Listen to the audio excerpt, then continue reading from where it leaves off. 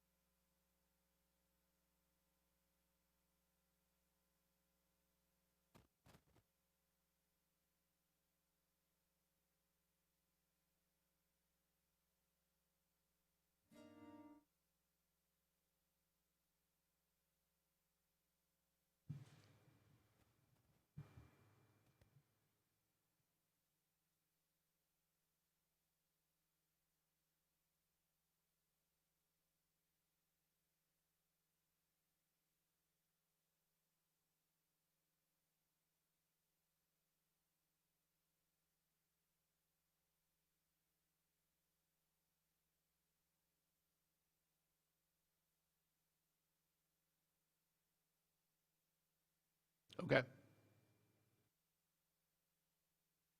Vamp.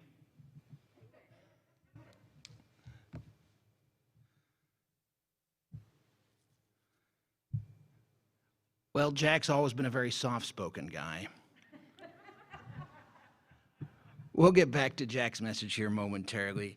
A lot has changed in the 25 years since Interfaith Alliance started in Iowa. One of the things that has not changed is the involvement and commitment of Alicia Claypool and her husband, David. They've been involved since the beginning, and tonight they are celebrating their 52nd wedding anniversary. So thank you to the Claypools for their involvement and their love of this organization.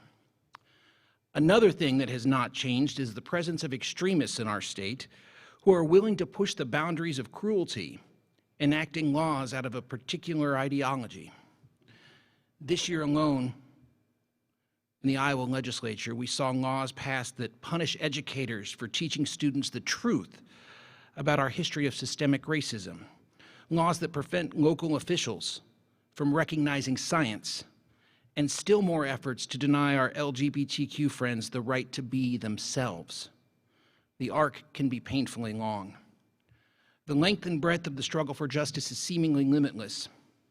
Last year at this event, I think we're back. I think we're ready for Jack now. So, Jack Moline, hopefully louder. Good evening, Interfaith Alliance of Iowa.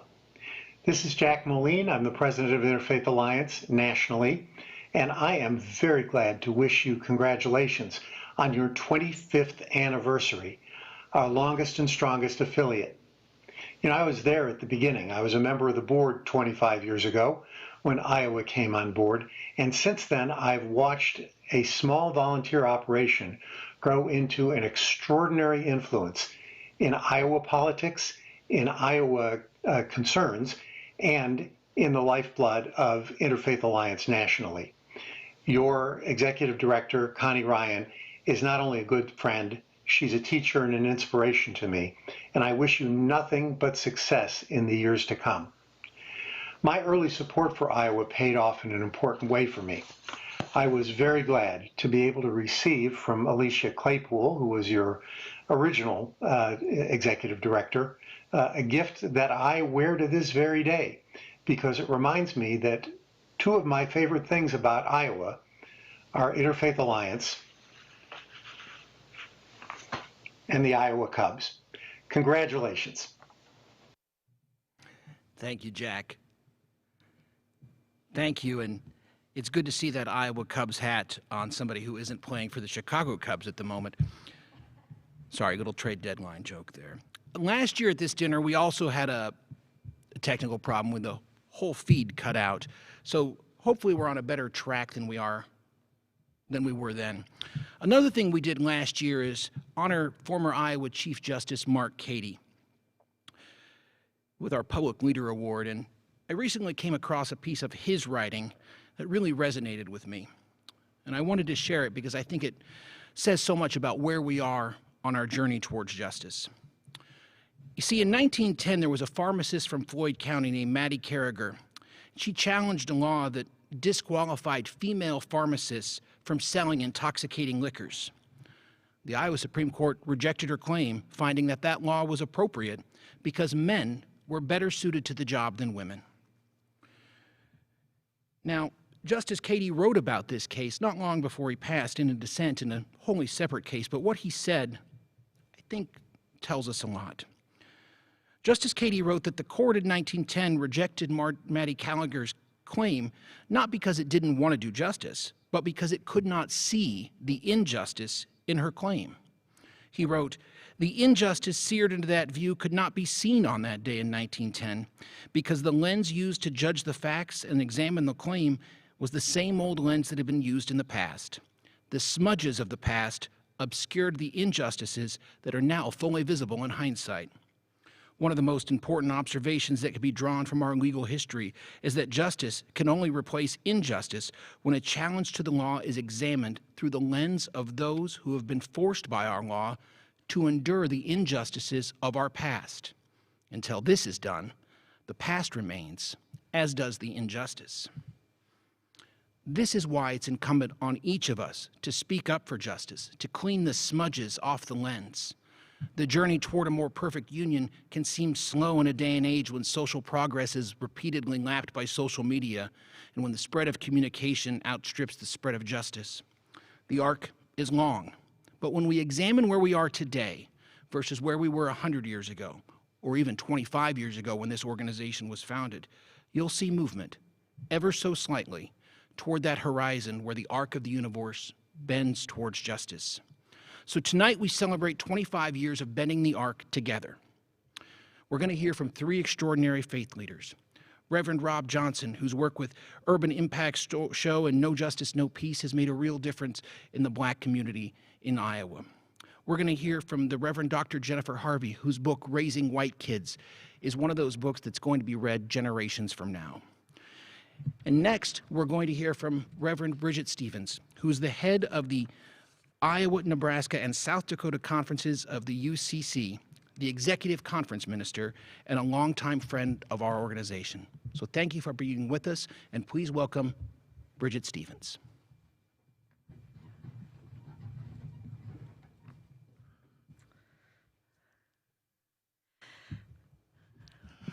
Good evening, friends.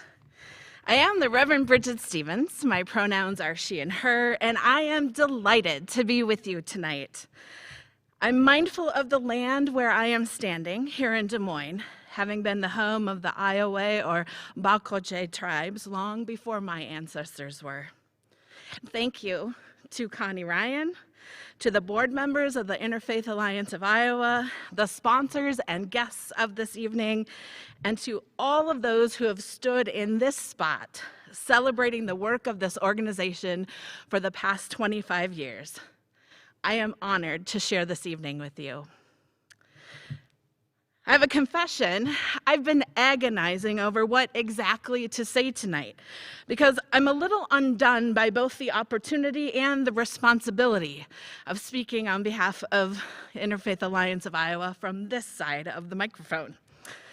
I'm not just a fan of this organization and a regular donor. I'm also a friend of the director, the very formidable Ms. Connie Ryan. But truly, I am a better human being because of the Interfaith Alliance of Iowa, its work and its people. I joined the board of directors of Interfaith Alliance shortly after moving to the Des Moines area. I came here to become the associate conference minister with the Iowa Conference, United Church of Christ, and I remember how nervous I was for at least the first year worth of board meetings for Interfaith. I was seated at a table where I was certain that someone very soon was going to find out how little I knew and had to contribute to the conversation. To be honest, it was uncomfortable. See, I have a confession to make, another one. I often believe that I know things and that I have something important to contribute. I've had some interesting life experiences. I have a couple of degrees. I'm a learner in my core, always curious to seek out more information and insight. And I am a cisgender, heterosexual white woman. I often believe that I know things and have things to contribute. And at the Interfaith Alliance board table, I was in awe of the variety of the relationships and knowledge and insights that were there. The other board members were great leaders in our community, sharing anecdotes and inside jokes and easy conversation that flowed around the table at those meetings. I loved the mixture of these leaders from different corners of our community, all leaning in with passion and conviction. And I only hoped they'd keep me around long enough to let me learn from them. And maybe, just maybe, share a future joke or anecdote together. And tonight I'm feeling a little bit of the same awkward knot in my stomach because I'm as aware today as I was then of my need to grow as a human and to keep growing. In particular, because I get to share the podium tonight with two humans who I respect and admire so deeply. I look to the Reverend Rob Johnson and the Reverend Dr. Jennifer Harvey as my leaders and my teachers in humanity. And I am humbled to share my words alongside theirs tonight. And sometimes I still think I know things and I have something to contribute. And what I've learned in the past 5 years in particular, and with much thanks and grace offered to Reverends Johnson and Harvey, I'm learning how much more I need to learn, but I'm also learning that the way to gain that knowledge is through my contributions. As a cis-het white woman, I am incredibly privileged in our culture. And while I'm ashamed to admit how often I still miss the signs of my own privilege, the moments when I do, I know it's my responsibility to leverage that privilege for the contribution for good, for justice, for all. I have to let go of my desire to be known for knowing things, to figure it out ahead of time, even to understand or rationalize, and instead, I need to get uncomfortable doing things. I need to let go of the hubris of my own knowledge and experience, and instead to show up as an ally and supporters of others who could use a good dose of my privilege alongside them. I may be rambling a little bit tonight because I'm wanting to find the perfect words right now to not just confess where I've come from, but to invite you to join me in being uncomfortable. I want to be smooth and convincing and let you know the easy way to show up and speak out and make a difference in the world. But it's not smooth and it's not easy. It's weird and uncomfortable. And people won't understand you sometimes, and you'll get it wrong sometimes, and even talking like this makes me queasy again, because I really prefer the comfort of feeling like I know things. As Brené Brown says, we need to cultivate the courage to be uncomfortable and to teach the people around us how to accept that discomfort as a part of growth. I am so thankful to the Interfaith Alliance of Iowa for helping me to grow as a human being, and I invite you to keep growing with me. Thank you. I look forward to being uncomfortable together, continuing to bend the arc for justice for another 25 years. Thank you.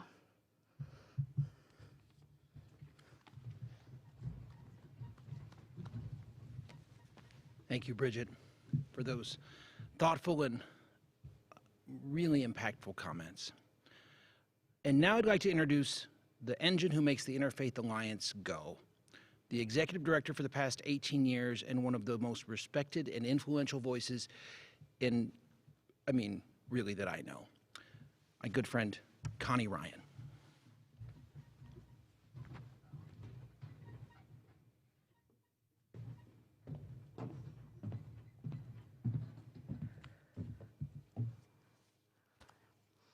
Good evening. Thank you so much for joining us virtually and for all the grace and good wishes expressed to our team when we needed to make the difficult decisions to go all virtual. I am grateful for our board of directors, for John, leaders, one and all. It was heartbreaking, yet we knew it was the right decision. Interfaith Alliance of Iowa has never shied away from hard decisions, and it was important to be a model of how to keep our communities as healthy and safe as possible. Thank you for your support. A small group of amazing people came together and had the vision and the drive to create an organization that would provide a powerful, balancing, progressive voice in the public square for 25 years. More people came over the years, giving their time and their talent and their wisdom. Board members, advisors, committee members, doing the work because they believe so strongly in the mission of the organization designed to protect religious freedom while ensuring it never has an open-door policy to be misused to discriminate. And more people came. Advocates and activists, staff and partners, fighting time and again against extremism, hate, and bigotry, all in this work together. The company you keep matters. I am honored and humbled to have been intertwined in the work of Interfaith Alliance for so many years. What I love most about Interfaith Alliance of Iowa are three things: the mission, the work, and perhaps most importantly, the people. Maya Angelou once said, "It is impossible to struggle for civil rights, equal rights for blacks, without including whites, because equal rights, fair play, justice are all like air. We all have it, or none of us has it. That is the truth of it." Ms. Angelou was talking about the struggles of being black and fighting for the civil rights of black Americans, equal rights for the black community. But you can also use her prophetic words as a brace to shore up the many fights for equality and civil rights for every marginalized community. In the struggle for the civil rights, equal rights for people who are black, brown, gay, lesbian, bi, trans, queer, immigrant, Jewish, Muslim, Sikh, women, it takes all of us. People who are white, straight, Christian, native-born, or male must walk alongside and amplify the voices of those impacted, joining together and using our collective power to create real change. Iowa is a wondrous and strange political stage. In recent weeks, we've seen the likes of Ted Cruz, Marjorie Taylor Greene, Matt Gaetz, Ron DeSantis, Mike Pence, Mike Pompeo, cruising the landscape of Iowa along with our own homegrown extremists, shaking hands and taking photo ops with babies and elected officials, bringing their brand of bigotry, hate, and extremism to the heartland. Extremists do not believe in facts or science, attacking public schools that are working so hard and fighting the battles of their lives to keep our kids, teachers, and staff safe because of the extremist legislation that erased common sense and eliminated local control. The company you keep matters. Iowa extremists hijacked all of government across our state government, county boards, city councils, regents, and school boards. Professionals and elected officials across Iowa unable to address systemic racism openly and honestly because unapologetic extremists tie the hands of local leaders with public policy that is blind to the original sin of this nation and its impact on communities of color today. The company you keep matters.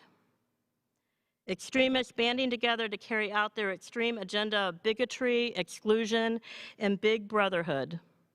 Racial equality, LGBTQ+ rights, reproductive rights, voting rights, all on the chopping block. Extremists pushing a laundry list of legislation, throwing it all up against the wall of bad public policy and hoping something sticks. The company you keep matters. Interfaith Alliance of Iowa and our strong progressive voice in the public square matters. It is amazing work. It is as easy as breathing when you hold that passion in your heart and your very being. And at the same time, it is as hard of work that you can ever imagine because you know that progress rests on your shoulders. The good thing is the pressure of that progress never, ever rests on your shoulders alone. I have always known I am not in this work by myself, and I am grateful for the company I keep each day. I keep each day with coworkers, board members, colleagues, partners, supporters, advocates, activists, all partners and allies in this work of protecting religious freedom while ensuring religion is not used to harm others, ensuring civil rights are protected and broadened to be more inclusive, using our collective power and voice to challenge extremism every day, and doing so to the best of our ability through the lens of civility, even when we want to scream into the void. The company you keep matters, and I thank you for being part of the company that I get to keep. The mission and work of Interfaith Alliance of Iowa matters, a vision, mission, and work that we have done together collectively for 25 years. 25 years of bending the arc toward justice. I am grateful to do this work along so many good people. Yesterday, today, tomorrow, you are good company to keep. And it is my honor to introduce to you some friends and company we have kept together 25 years, bending the arc toward justice. Enjoy the video of some of our friends.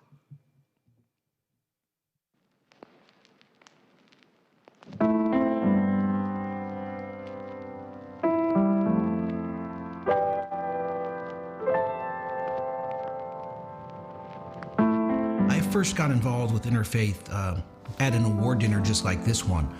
It was shortly after the Varnum decision had been issued by the Iowa Supreme Court and shortly before I became a father, and I was thinking about what kind of world I wanted to bring my children up in. And the Varnum decision was such a high point for me as an attorney. It really spoke to values that I thought were important. And then to hear those same values being expounded from a stage by Interfaith made me recognize this is an organization that really can make a difference in things that are important to me. As I think about the importance of the progressive voice, the need for that voice has become more important over the last 10, 12 years. We cannot rely on progressive public policy that will protect the people for whom we speak. It's more important than ever that those people have an umbrella under which to gather. The impact of the progressive voice on public policy is critical, especially in a state like Iowa. If we don't have a voice like Interfaith Alliance of Iowa, then that voice is missing from the public square. Interfaith Alliance of Iowa, at its core, stands up for people's rights and making sure that religion and government do not interfere with those rights. Individuals don't want to have those real conversations. So you always need that organization that helps push those real conversations. You know, no one really wants to wake up in the morning and say, let's talk about racism, let's talk about sexism, you know, let's talk about phobias. No one wants to do that. And so the Interfaith Alliance provides that outlet, you know, and provides that catalyst to be able to have those conversations and provides that comfort zone for individuals to have. Had no idea that the organization would continue for 25 years. Didn't really think about it as needing to continue for 25 years. But as every year goes on, it's just been absolutely clear that the organization must continue. There's nothing like it in the state. I do feel like we've made a difference at very critical times. I'm just grateful that people have been able to rise to the challenge. So I feel very confident we will continue to do that in the future. When I think about the evolution of the Interfaith Alliance of Iowa, it is really amazing. I think how we started out in kind of just a few people getting together at this old dilapidated house and Drake, and now we are a voice, a progressive voice of Iowa, for Iowa, and we work in coalition with many partners. We are highly respected for for what we stand for. Part of the magic and the beauty of Interfaith Alliance of Iowa is bringing people together to stand up with a progressive voice, standing up to hate, standing up to bigotry, but also standing up for people's rights. Time and time again, we've been able to bring people together to do that very work. All of the work that Interfaith Alliance of Iowa does is in collaboration. I can't think of an issue that we do that we're not working with other ally and partner organizations or building relationships to strengthen the work that we do and strengthen the work that they do. You can't do everything by yourself. In a city like Des Moines and in a state like Iowa, you need partners. You need people who can come alongside you and say, hey, listen, we got your back. We're here to support you. We were living here together, Christians, Muslims, Jews, and we didn't know each other. But actually the problem solved some of the problem. It solved some of the problem by getting to know each other, which we didn't do before. And so that really brought us closer. To me, the main thing that Interfaith stands for is freedom from fear. You hear a lot of people that are afraid of the others, afraid of other races, afraid of people who have different sexual orientations. And Interfaith recognizes that we're all children of God. We are all people worthy of respect. It's important to have that voice to remind people that people of faith don't speak with one voice, but that there are forces out there saying, let's grow in love of God and neighbor. Collaboration is incredibly important, and I believe if an issue comes up, our first thought is to call Interfaith Alliance and see where they are and what they're doing and who they're convening, because we know that Interfaith Alliance is a leader on a lot of those issues. Working with Interfaith Alliance people, it was a safe space. It was warm and it was welcoming, it always has been, it still is, and I'm proud to say that it doesn't have to be the only safe space anymore. There are many safe spaces, but Interfaith Alliance was definitely on the cutting edge of offering that to our community. I think at a time when our communities are so fractured, having a strong progressive voice, a strong convener organization like Interfaith Alliance is critical to our progressive issues surviving and us building a brighter future. Bringing a progressive voice to the public square makes sure that we are able to fight back against those extreme voices, but also make sure that there is a progressive point of view put out there in the public square, defending people's rights, making sure that we are working toward equality and equity and inclusion, and making sure that we're doing so with civility. The perspective that I bring to the table as a progressive religious person has been an underrepresented perspective. And when I discovered the Interfaith Alliance and knew that they were really the big voice for us, it really gave me solace.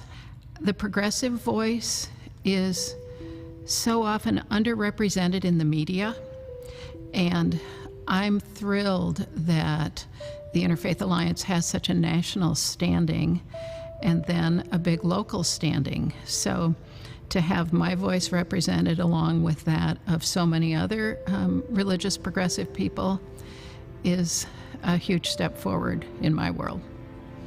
When you have people who come together from all different walks of life, it no longer becomes a black thing or a white thing. It no longer becomes a Democrat thing or a Republican thing, but it becomes a people thing. It becomes a human issue. And when people are able to recognize the human side of what's going on, then a piece of them, whether they recognize it or not, begins to connect with that. And then it's up to them whether or not they act on it. And having that voice allows people that opportunity to act on that piece that flows through them. The legacy is creating space for non-Christian faiths. I mean, a lot of Iowans are not aware of the extent to which Christianity just takes up all of the oxygen in the room. And so to recognize when other religious holidays are happening, or to recognize that we don't need to use the levers of government to enforce Christian ideology, I mean, that's just so valuable. Interfaith Alliance of Iowa does a great job of helping progressive Christians like myself and people of other faiths who are progressive speak their truth. I feel called by my faith to work for justice, and Interfaith Alliance gives me an opportunity to do that in many ways. There needs to be somebody who is bold enough to stand up for everybody and inclusive of everybody, and I just believe that's what Interfaith Alliance is all about. They represent all ages, all faiths, all ethnicities. They represent everybody. The moral arc of the universe is long, and it doesn't bend by itself. It needs voices like Interfaith promoting the cause of equality and respect and decency. You know, anytime that you work on social justice issues, you hope you work yourself out of a job. And that's really kind of the goal of any kind of nonprofit social justice organization. And so we celebrate the 25 years because we have done amazing work over these last 25 years. But we also know that the work is not done, and that there will always be people who are demonized. There will always be groups of people who have been marginalized. There will always be work to stand up for people's civil rights and to stand up for equality and equity. And so the legacy that I hope that we leave is all of that work that we have done over the years, standing up for people, fighting for their civil rights, working with our partner organizations, putting a progressive voice of faith and no faith out there in the public square. But the legacy can't end there. The legacy really has to be about building the strength, building the power of the organization, building the power of progressive people across the state to continue to use their voices into the future. The legacy has to be about the future work of the organization and the future of the progressive voice in Iowa.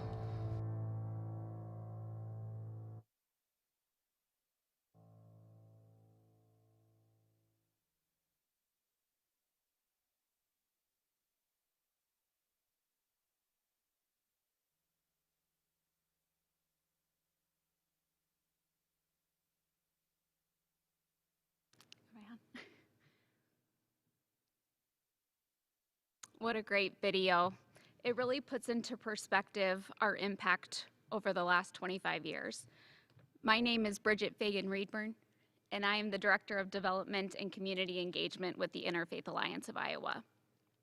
As you know, we are celebrating a huge milestone, 25 years of bending the arc toward justice.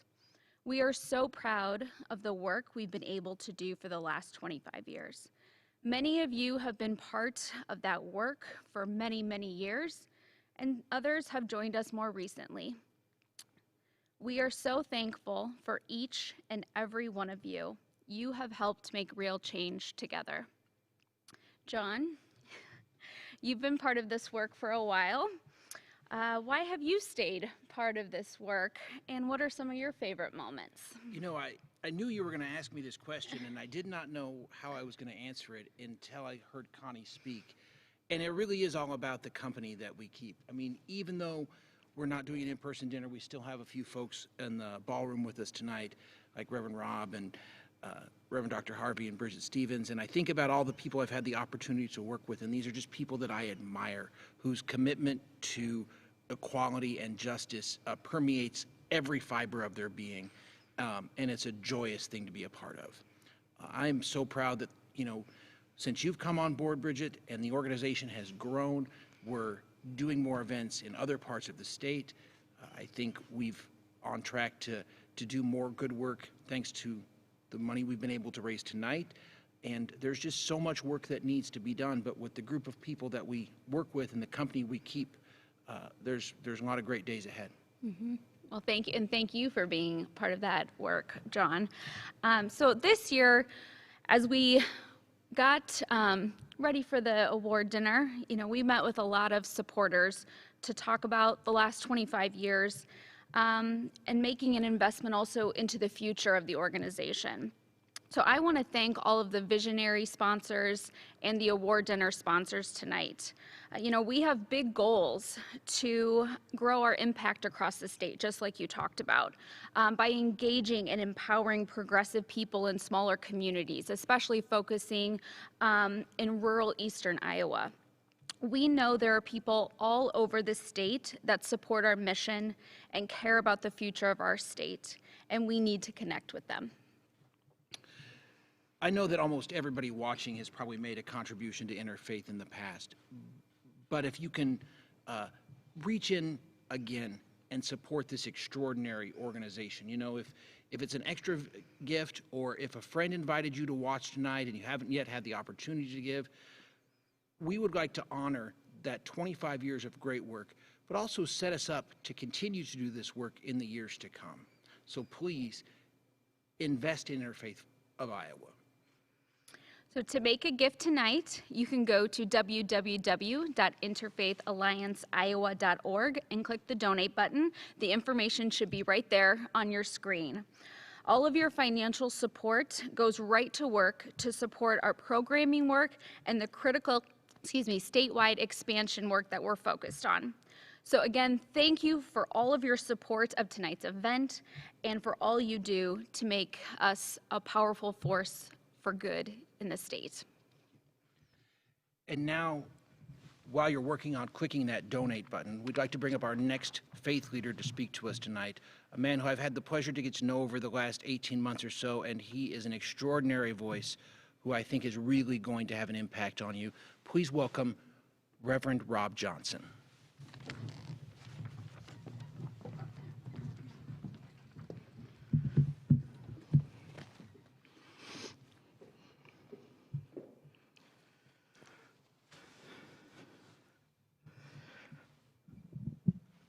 Good evening.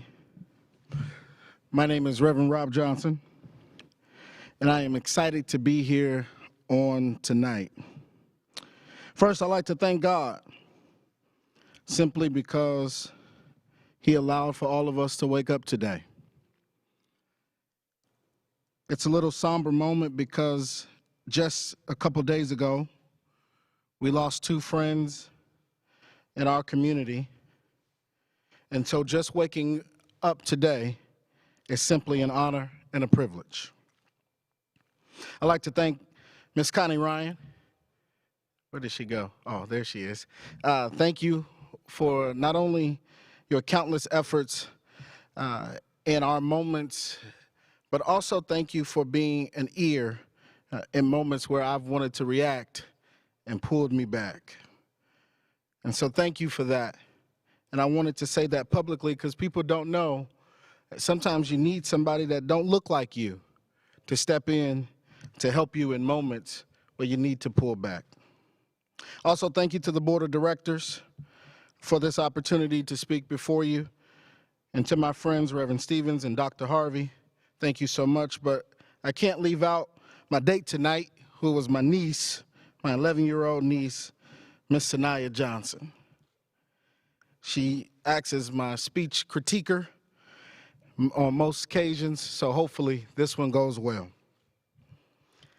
I want to tell you that in 322 BC, there was a man that passed away by the name of Aristotle. Aristotle is attributed this thing called tool of the tool, being the hand. The hand is the most frequently symbolized part of the human body. It gives blessings, but it also takes. According to Aristotle, the hand is truly the tool of the tools. In general, it is strength, power, and protection. However, it can just easily mean generosity, hospitality, and stability. Our hands do so much, ladies and gentlemen. They are capable of a wide variety of functions: touching and grabbing, feeling, holding, caressing our loved ones, especially in moments where we're faced with COVID-19. Our hands, they can be smooth, they can be rough, They can be hot and they can be cold, just like some of us. As a matter of fact, as you're watching this today, I just want you to just type in the comments, just type my hand.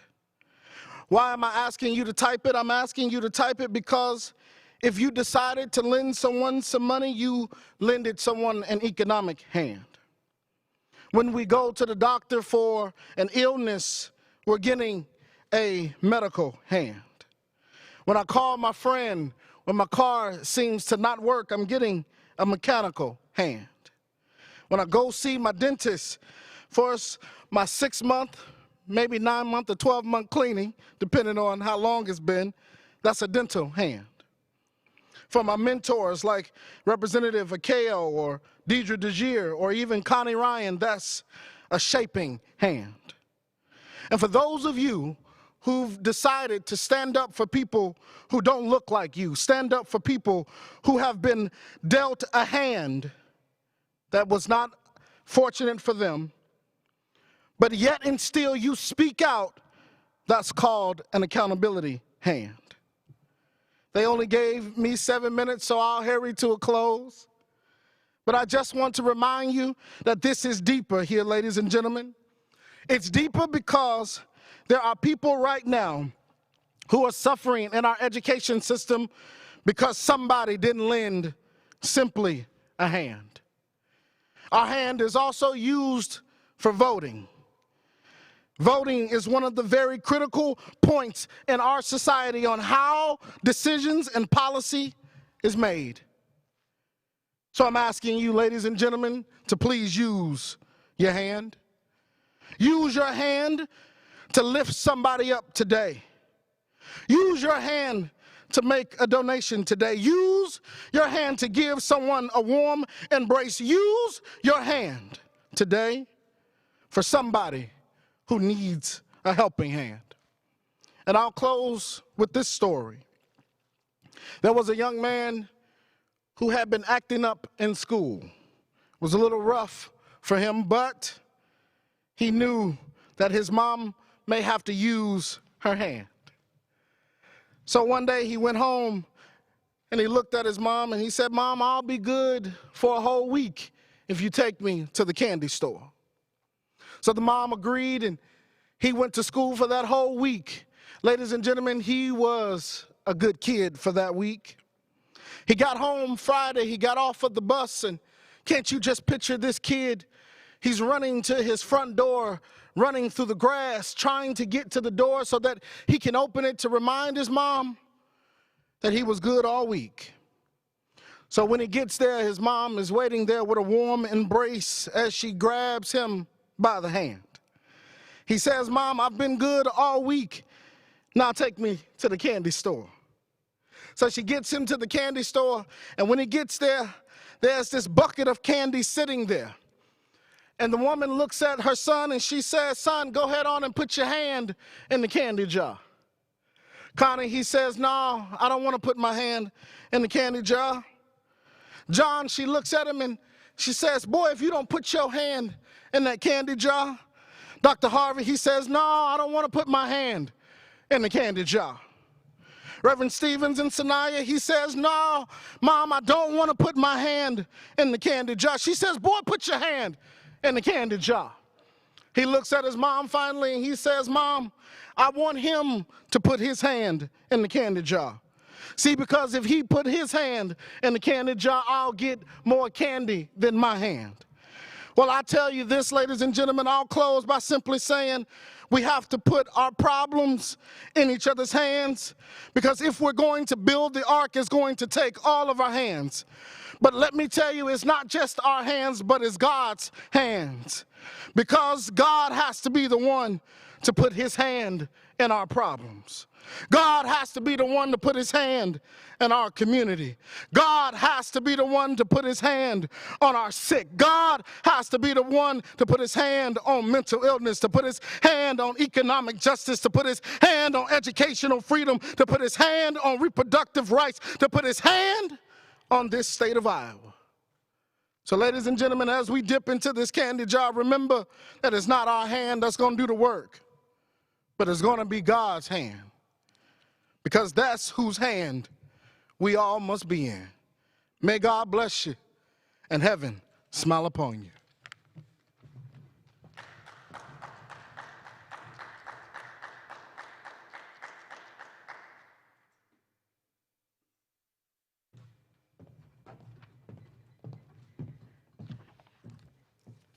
We have some amazing awardees that we want to highlight tonight and bring to light their work, their life's work over so many years and so many issues.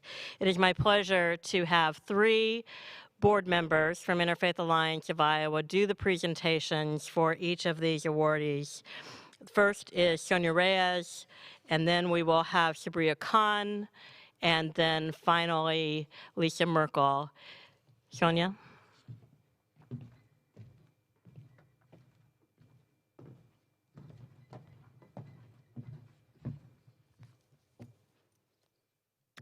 Reverend Alejandro Alfaro Santis is a community leader. El reverendo Alejandro Alfaro Santis es un líder comunitario. Through his humble manner yet powerful voice, his boldness and bravery in standing for others, the relationship he has built, the community he has strengthened, and the faithfulness by which he sees the humanity in everyone. He is a leader in and with the community.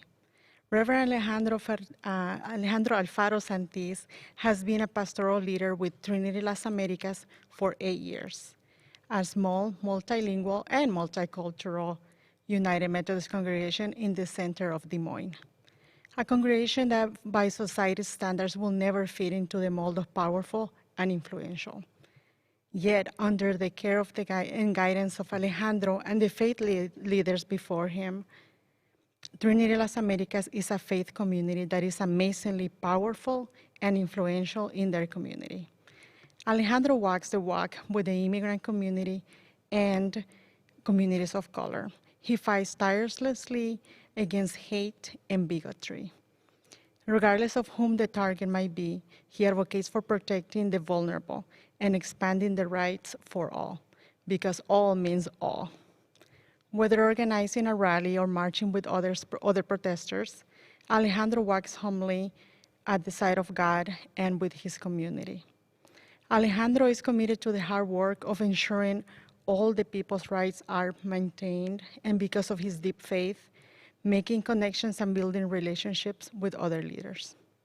Working with justice-focused organizations that help the community to broaden their efforts and influence, always willing to lead or amplify the chant for equity and justice for all people.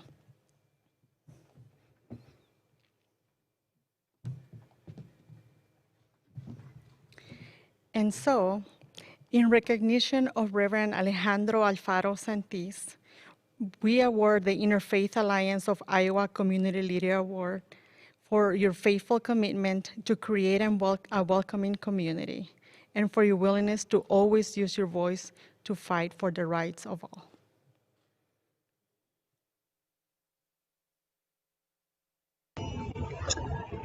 Good evening, everyone. It's great to be here with you all, albeit virtually.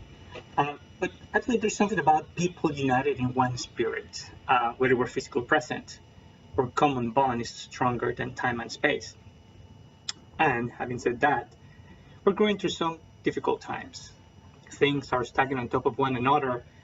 And I mean, we're still in the middle of a pandemic, regardless of what people think. And, you know, things that should be about science and health have turned partisan. And then it's another thing that stacks on top of that. It's another thing that divides our country. Another thing that's been hard is this past legislative session in Iowa. It's been really, really hard. So I'm deeply grateful and humble to receive the Community Leader Award before the Delta variant spread, which, by the way, I invite you to think about it instead of, you know, vaccinated versus unvaccinated people, to consider the inequalities in access to vaccines between countries around the world, because that's how the Delta variant started. But anyways, before Delta variant started, I was so excited to be present with you all to celebrate 25 years of Interfaith Alliance of Iowa. And also, thanks to the board for making the decision to go virtual. I'm sure that was it was a simple decision because it's about health and safety, but it wasn't easy because a 25-year celebration doesn't come, often. So thank you for doing it. I know it was not an easy decision. So the work of Interfaith Alliance of Iowa is fundamental in many levels. And what really attracts me to it, it's its inclusion, because it's not just, Christian people or not just people of faith, but it's even people of no faith. It's about working with everyone that's for the common good. And I think we need that. We need to recognize the humanity in every person. And of course, challenge the actions that hurt others, but don't lose sight of people's humanity. After all, when someone behaves in cruel and unjust ways, it needs to be reminded of their essence, of their humanity. I dream of the day in which the work of the Interfaith Alliance of Iowa will not be necessary. And I know I will not see it. My kids will not see it. My grandkids will not see it. Hopefully my great-grandkids. But if I don't start working now, not even them will be the ones who see it. So I invite you today to keep working with the Interfaith Alliance, to keep bending the arc toward justice. And remember that the work of justice is not a relay race, but it's rather a marathon. To another 25 years doing the good work. Thank you.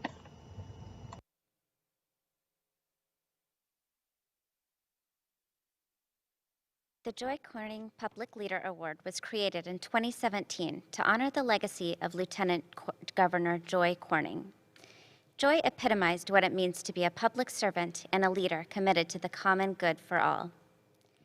2020 and 2021 have been years like no other for any of us, but particularly for public school boards, teachers, administrators, and staff.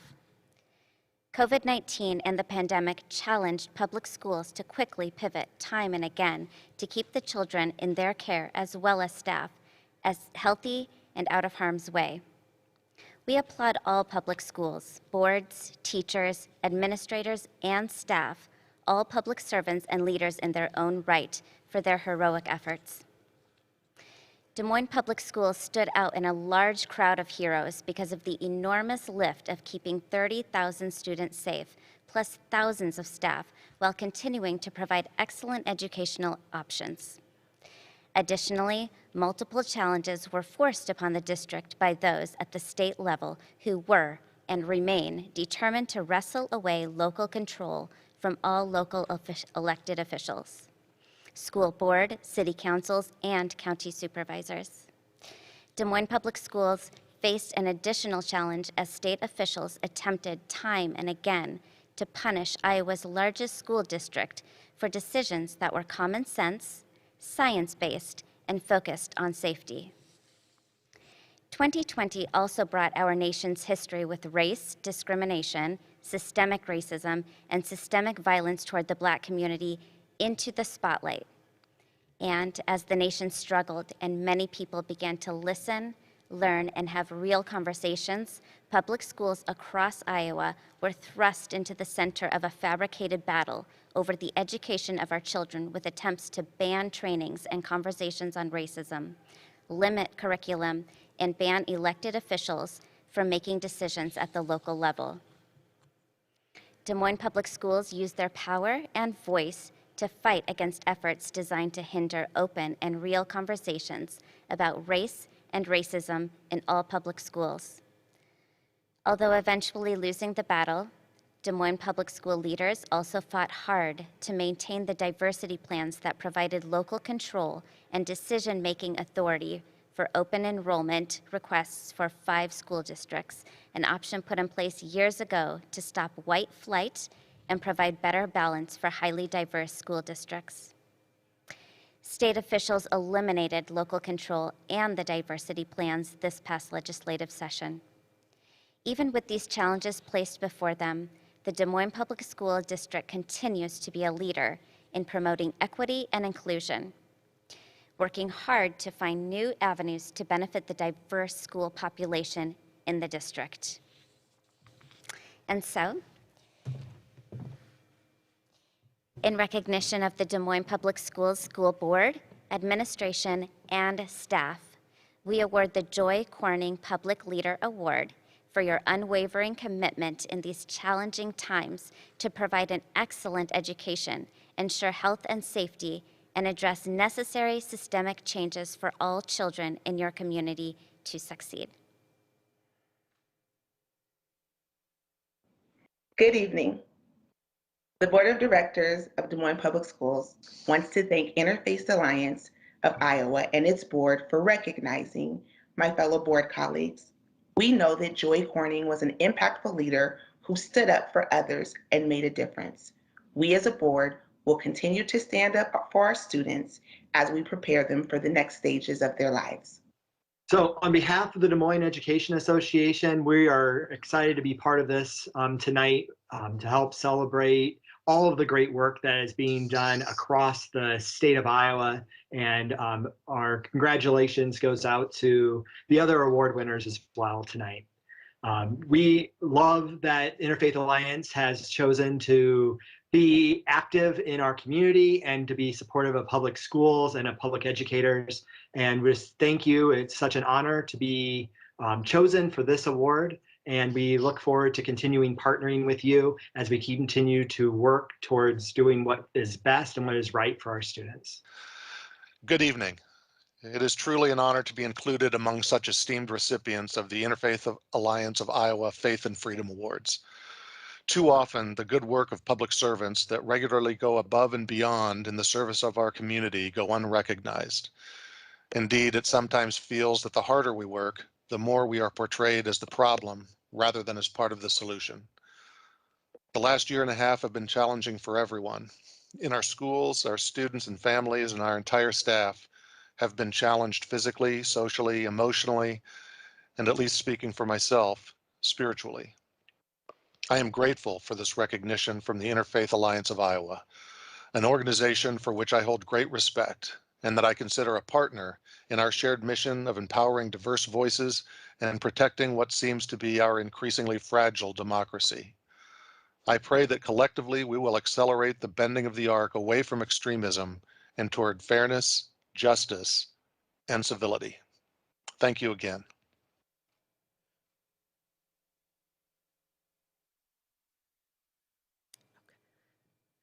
Since its beginning, One Iowa has focused on creating a welcoming and inclusive Iowa for people who are LGBTQ+, challenging those who promote hate and discrimination.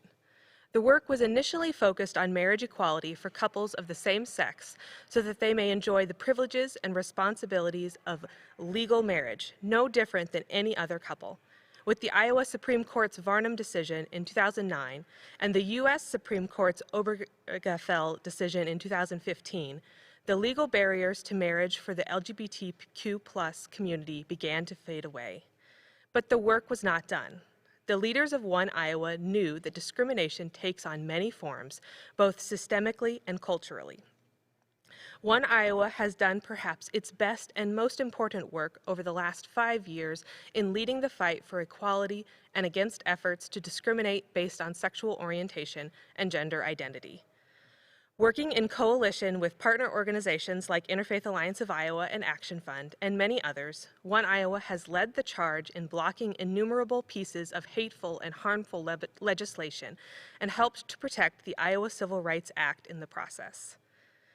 One Iowa continues to do important work outside of its legislative advocacy as well.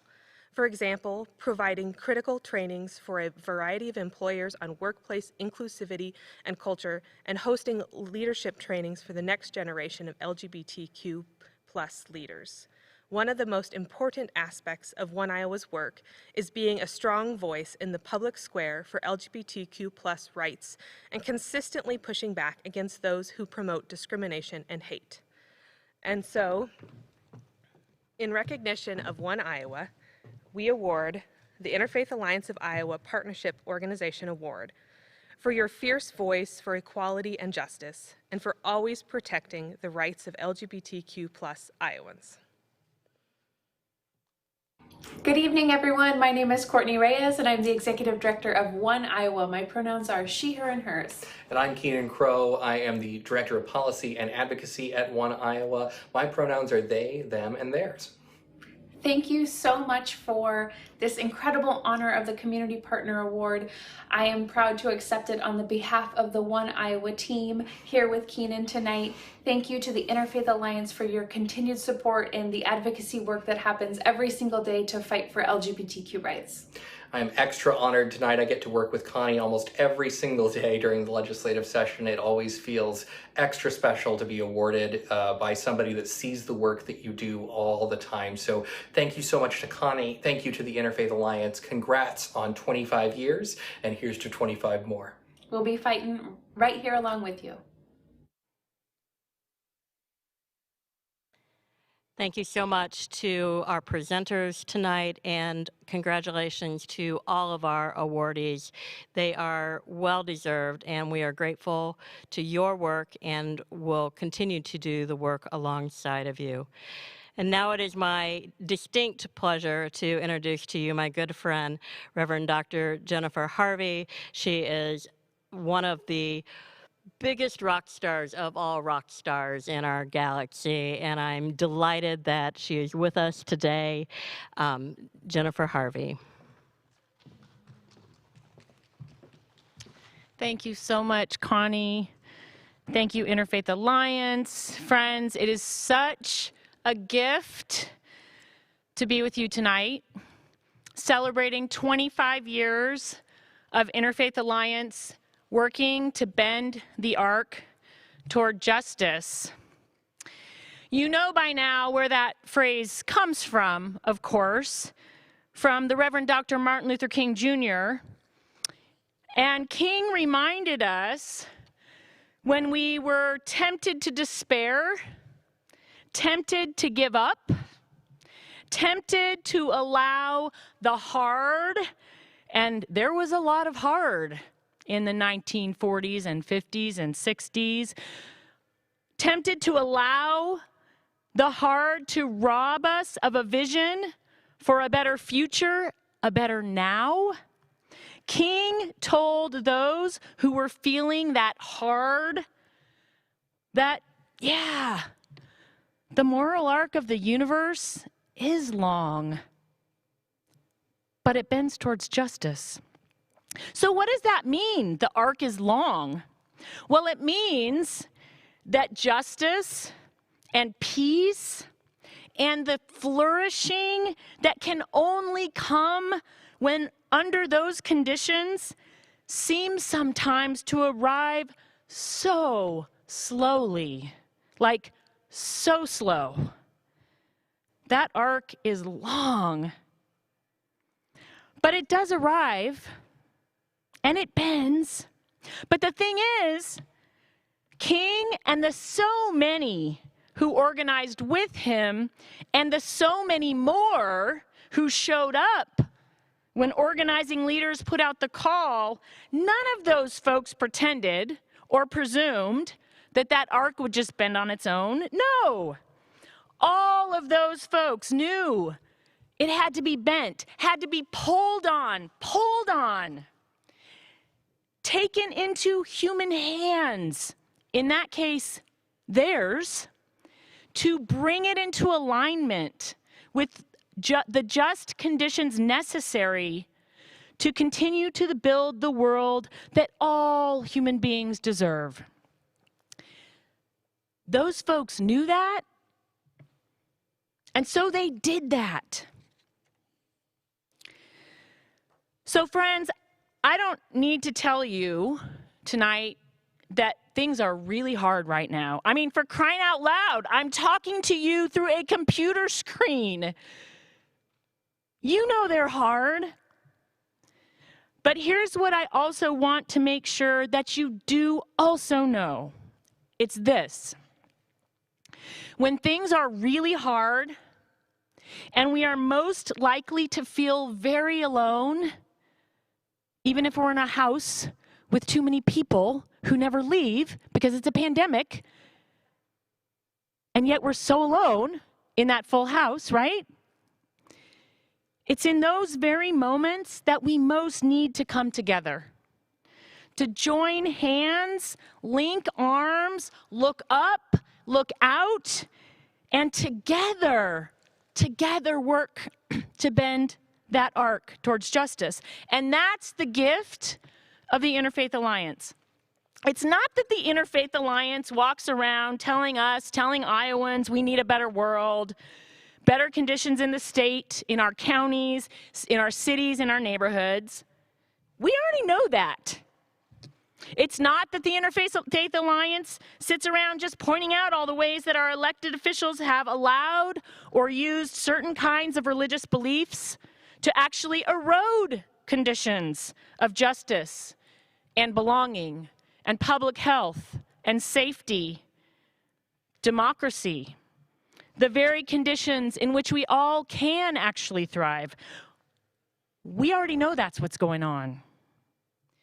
The gift of Interfaith Alliance is that it takes my own individual awareness of what's wrong, and more importantly, my temptation to just give up in despair or post about it on Facebook and then move along.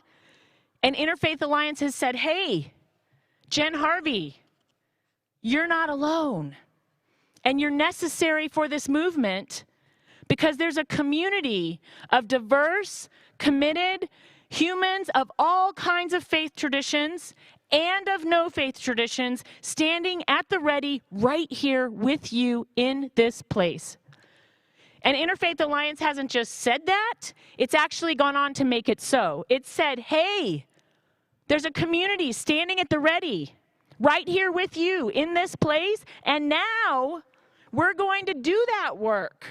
We're going to build the strategy. We're going to help identify the places where we all most need to come together and stand, feet firmly planted on the ground, arms linked, hands joined, and build the world that we all deserve.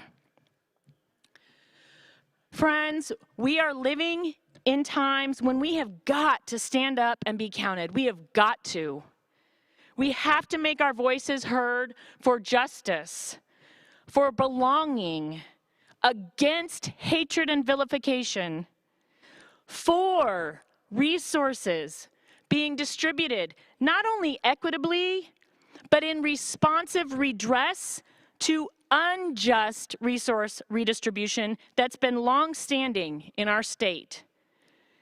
We're living in times where we've got to do that, and in times when standing up in those ways actually means exposing ourselves to some pretty real risk. And meanwhile, we're also all human beings. We're also suffering, struggling under unprecedented conditions. And so, not a one of us can do all of those things. Stand up, be counted, be heard. We can't do all of those things alone. We can't, not a one of us, do all of those things at once. And we wouldn't be effective if we tried. We cannot keep doing those things, not a one of us, if we don't have others loving us up, wiping our tears, listening to how it feels, keep us moving when it all feels like just too much. We have to do these things together. And that's what Interfaith Alliance already does. What it's done for the last 25 years and what it will continue to do for the next 25. It's created connection, built community, and community plus connection equals us, equals you, equals me, living lives of courage. Getting uncomfortable doing things together. Being the hand for one another. Public courage for the well-being of all of us. It actually matters a lot that the civil rights movement was a religious movement, born of and led by the Black church, joined by so many Jewish Americans, white Unitarians, U.S. Americans of all kinds of traditions who said, my religious values actually lead me to show up for justice, dignity, freedom of conscience, and democracy. And I want to be really clear, I'm not comparing today to the 60s. I'm not comparing the Interfaith Alliance leaders to civil rights leaders, not making a parallel like that. But here's what I do know.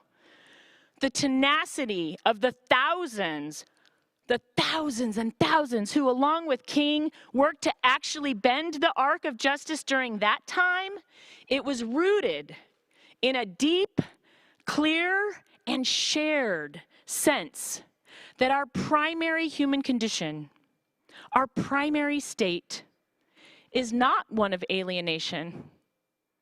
It's not one of polarization.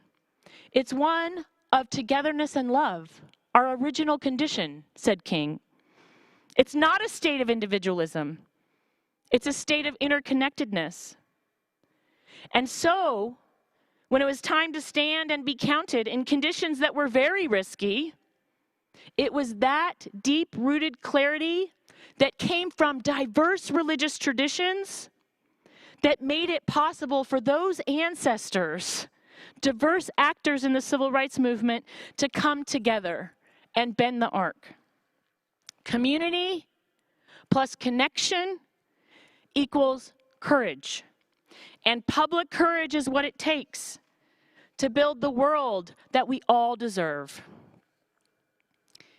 Interfaith Alliance is a place where we all are invited and enabled and are given access to take the arc into our own human hands in this moment together and work to bring it into alignment with the just conditions necessary to build the world.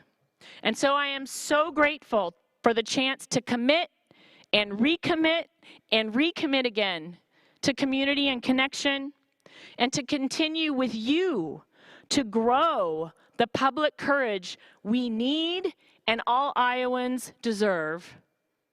And I am so grateful tonight that we get to do that in part by celebrating and promising to support this amazing organization, the Interfaith Alliance, an organization that has and is and will continue to make that equation a possibility, a participation reality for all of us for many years to come.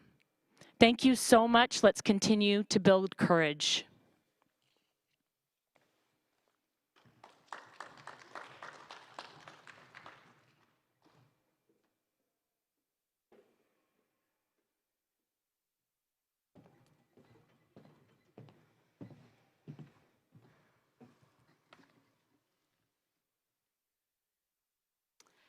Wow. Thank you, everyone, for joining us for the 25th anniversary celebration. Although we would have loved to see your beautiful, smiling faces in the room tonight, we are so grateful you have joined us, and we are so thankful to all of our speakers tonight. And thank you, Connie, Bridget, Kristen, and the staff of the Interfaith Alliance, the 25th Anniversary Planning Committee. Thank you to our sponsors, especially the Visionary Circle, and also all those of you who are either engaging with Interfaith for the first time or making your first gift. We really appreciate your contribution, your support, and I want to let you know that tonight we have raised over $200,000, more than double our goal, to help support the work of the Interfaith Alliance. And I just want to say thank you, John. Thank you for your leadership and your work with Interfaith Alliance of Iowa. You have been just an important piece of the work that we have done. And thank you to all of our board members. Over the years, we have had phenomenal board members, and I am grateful for all that you do and all of the work. You know, 25 years ago, there was a small group of people who had a vision that there could be a better way than allowing religious extremism to be the dominant voice. They knew that protecting the promise and hope of our democracy was critical, and they were right. Never doubt that a small group of committed citizens can change the world. You know why?